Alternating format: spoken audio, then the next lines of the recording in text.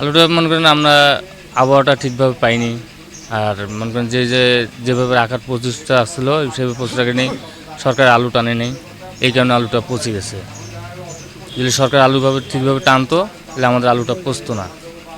কৃষকও টানে নেই এবং যে বাইরের পার্টিগুলো আসে সেই পার্টিগুলো আলু আমাদের টানে নেই, এই কারণে আলুগুলো পচে গেছে। বাড়িতে রাখছি কিছু আলু স্টোরে থুইছি, বাড়িতে কিছু রাখছি বিক্রি টিক্রি করি, দানা পানা আছে এগুলো দেবো, কথা বুঝছেন, কিছু ঋণ ফিন আছে এগুলো দেবো, এই জন্য বাড়িতে রাখছি। বাড়িতে রাখিয়া তো বাড়িতে বিক্রি করতে পারি না, পচে গেছে অর্ধেক। ওই ঋণগুলো পরিশোধ করার জন্য আর কি বাড়িতে কিছু রাখছিলাম, কথা বুঝছেন, হয়তো কিছু দাম বাড়বে, মানুষ বিক্রি টিক্রি করি, কিছু পয়সা টসা দেবো। ওই যে নেটের বস্তায় রাখছি, মাটির ঢালি রাখছি, কথা বুঝছেন, পুরোপূর্ণ তো জায়গা নাই, কিছু কিছু জায়গা ছিল ঢালি রাখছি, নেটের বস্তায় রাখছি, এখন অর্ধেক ওখানে পচে গেছে।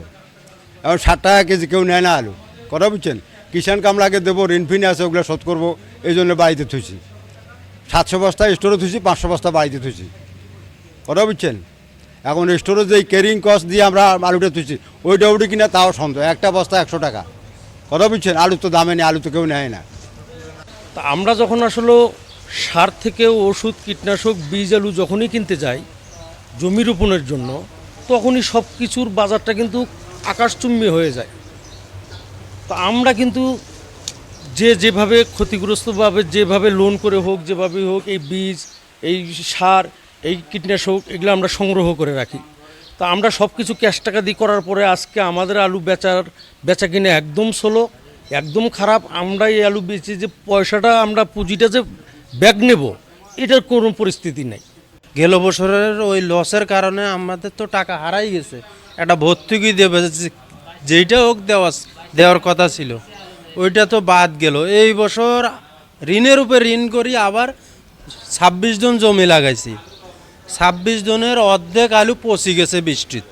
আমি একজন কৃষক মানুষ, আমার ঘরে 400 বস্তা আলু আছে। 400 বস্তা আলুর মধ্যে প্রায় অর্ধেক পচে গেছে। পচে যাওয়ার পরে তো পচা আলু কেউ নেয় না ভাই। তা আমরা কি করব? আমরা এই যে আলু তোলার কামলার পয়সাটাও এখনো দিতে পারতেছি না।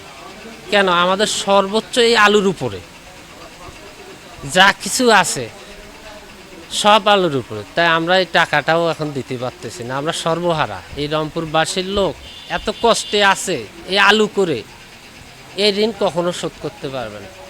দেখা যায় একদম মাটি আলু বর্তমান বিক্রি হচ্ছে আমাদের 12 থেকে 13,000 টাকা, আমাদের খরচ হয়েছে 30 থেকে 35,000 টাকা। এই লসটা আমরা কই থেকে দেব বলেন? তবে আমাদের এই অন্তিম মুহূর্তে যদি সরকার কোনো দেশ বিদেশে আমদানি রপ্তানি করে, হয়তো আমরা, যদি দামের পরিবর্তন আসে, হয়তো আমাদের লসটা উঠতে পারে। 1 কেজি আলু উৎপাদন খরচে আমাদের 20 টাকা। এই আলু যখন উঠানো শুরু হলো, তখন হচ্ছে আলুর বাজার যেরকম ছিল, তখন কৃষকদের কাছে মনে হয়েছে যে না, এটা যদি আমরা সংরক্ষণ করি বা সামনে আরো একটু হচ্ছে আমরা আরো ভালো দাম পেতে পারি, এই জন্য আলু বিভিন্নভাবে স্থানীয়ভাবে তারা সংরক্ষণ করছে। এবং এখন শেষের দিকে এসে যে বিষয়টা হয়েছিল ওই সময় আমাদের, যে ওই সময় আলু উঠানোর সময় কিছু আলু হচ্ছে বৃষ্টিতে হচ্ছে ভিজে গেছে, যে আলুটা ভেজা অবস্থায় ছিল। তো যে আলুগুলো ভেজা অবস্থায় ছিল, তো সেইগুলো হচ্ছে ভেজা আলুটা বেশি দিন হচ্ছে সংরক্ষণ করে রাখা যায় না। তো এই সময় আমাদের যেটা স্টাডি বলে যে ঘরে বা হচ্ছে অন্যান্য ভাবে যেটা সংরক্ষণ করা হয়, ওইটা এই আপনার মের দিক থেকে শেষের দিকে চলে আসে এবং এই সময় হচ্ছে বাজারটা একটু ঊর্ধ্বমুখী হয়। প্রায় আমরা জুনের দিকে হচ্ছে আমাদের হিমাগার গুলোতে থেকে চালু খালা শুরু হয়ে যায়।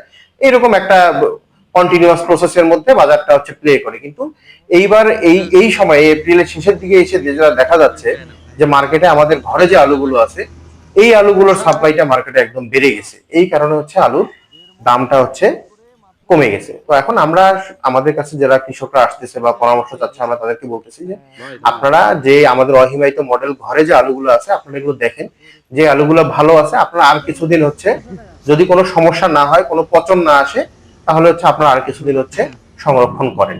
কিন্তু যদি আলুটা যদি আপনার পচন ধরে যায় কিংবা নষ্ট হওয়ার উপক্রম হয়, সেক্ষেত্রে আমরা তাদেরকে পরামর্শ দিচ্ছি যে না, এটা আপনার হচ্ছে রাখা হচ্ছে যাবে না। সেই ক্ষেত্রে তারা যাতে হচ্ছে মার্কেটে হচ্ছে বিক্রি করে। তো এই ইয়েগুলো চলতেছে। আর দ্বিতীয়ত কথা হচ্ছে যে সরকার তো পুরো বিষয়টা, আমরা সরকারকে সবসময় তথ্য দিয়ে সহযোগিতা করতেছি যে বর্তমানে আলুর মজুদ পরিস্থিতি কিরকম, বা অন্যান্য যে হিমাগারগুলোতে কি পরিমাণ সংরক্ষণ আছে, এই তথ্যগুলো সরকার থেকে সরকারের পক্ষে আমরা এগুলো সবগুলো তথ্য আপডেট দেওয়া হচ্ছে। এখন যে বিষয়টা হচ্ছে যে আলুর বাজারটা যাতে হচ্ছে চাঙ্গা হয় বা কৃষকরা যাতে আরো ইয়া হয়, এই জন্য আমরা কৃষকদেরকে বলতেছি যে আপনারা সংরক্ষণ সুবিধাটা আরো একটু বাড়ান। আপনার রপ্তানি করতে গেলে হচ্ছে কিছু ফর্মাল প্রসিডিওর আছে, তারপরে হচ্ছে আপনার বায়ারের কিছু কন্ডিশন আছে, কিছু ডিমান্ড থাকে।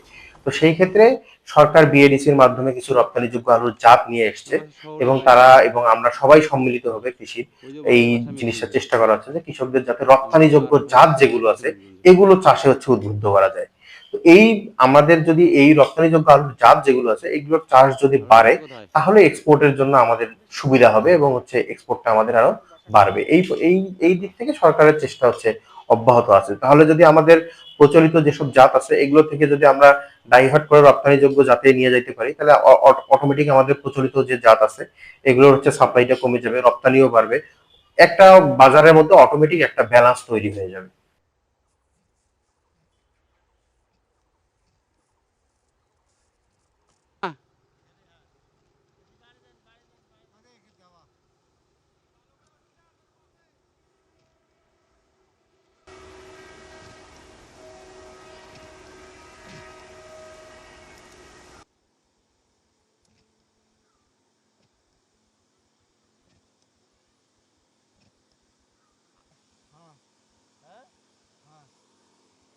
দিবে বেটা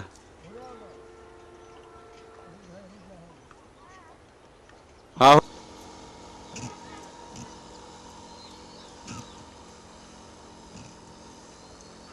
একটা স্যান্ডেল মারায়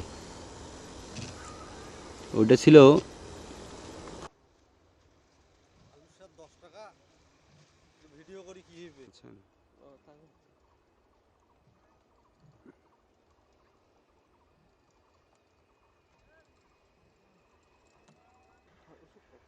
রোগ কম আছে কিন্তু ওষুধ দেওয়া লাগে।